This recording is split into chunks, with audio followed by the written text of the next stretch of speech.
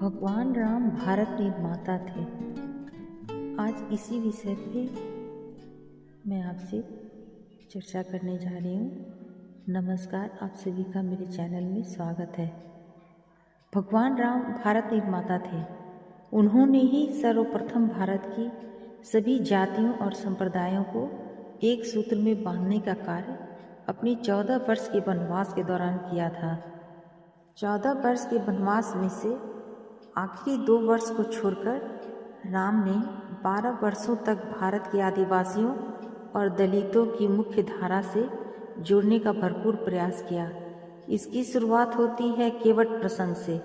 इसके बाद चित्रकूट में रहकर उन्होंने धर्म और कर्म की शिक्षा ली।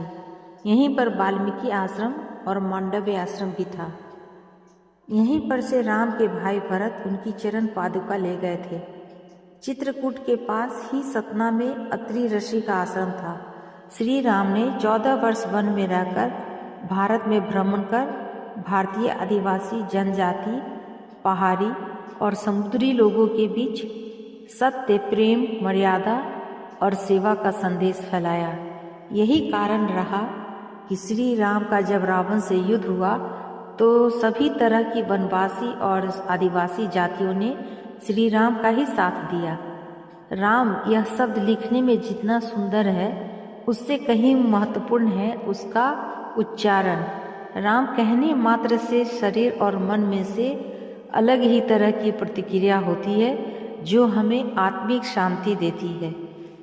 इस शब्द की ध्वनि पर कई शोध हो चुके हैं और इसका चमत्कारिक असर सिद्ध किया जा चुका है। इसलिए ये भी कहा जाता है कि राम से भी बढ़कर श्री राम जी का नाम है।